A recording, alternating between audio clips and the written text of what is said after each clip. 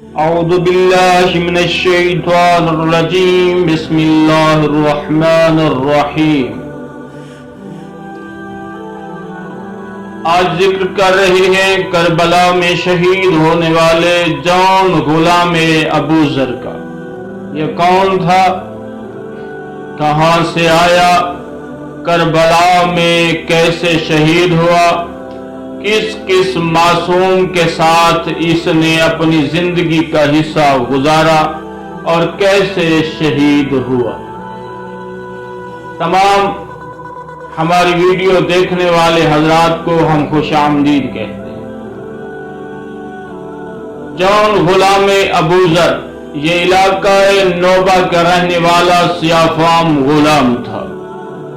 حضرت امیر نے فضل بن عباس سے 150 دینار میں خرید کر ابو ذر کو بخشا تھا تاکہ ان کی خدمت کرے۔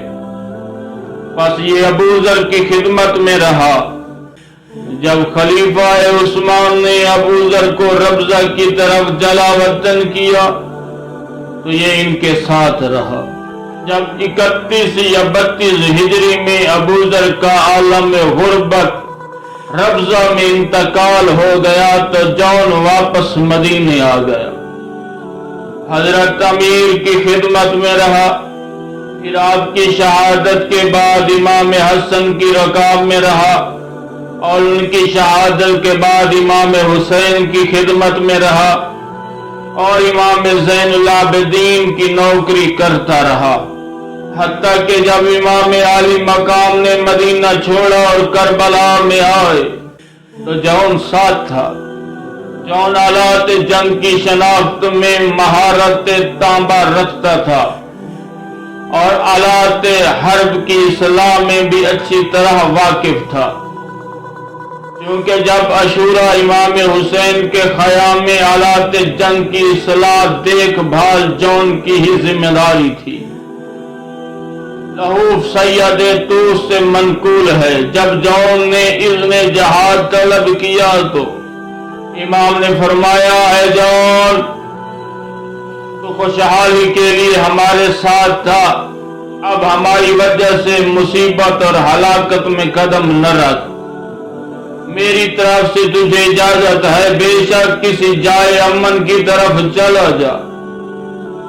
جون نے عرض کیا، اے فرزند رسول، کیا میں خوشحالی کے زمانے میں آپ کے در کا کاسا لیس کرتا تھا؟ تکلیف اور مصیبت کے وقت آپ کا ساتھ چھوڑ جاؤں؟ خدا کی قسم میں جون ایسا ہرگز نہ کروں گا، با خدا میرا حسب پست ہے، میری رنگت سیاہ ہے، میرا بونا پاک ہے، از راہ کرم آ مجھے بہشت میں جانے دیں تاکہ میری بو پکیزہ، حسب شریف، رنگت سفید اور نورانی ہو جائے۔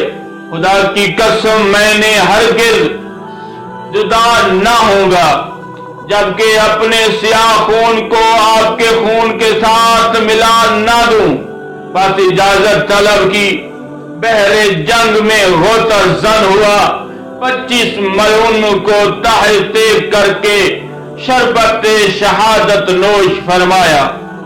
امام حسین نے جون کے سرانے تشریف لائے، ان کے حق میں دعا فرمائی، اے اللہ اس شخص کو نورانی کر، اس کی بو کو پکیزہ کر، ابرار کے ساتھ اس کا حشر فرما، محمد و آل محمد سے اس کو شناس کرا دے، آل محمد کی شفاعت اس کو نصیب فرما دے۔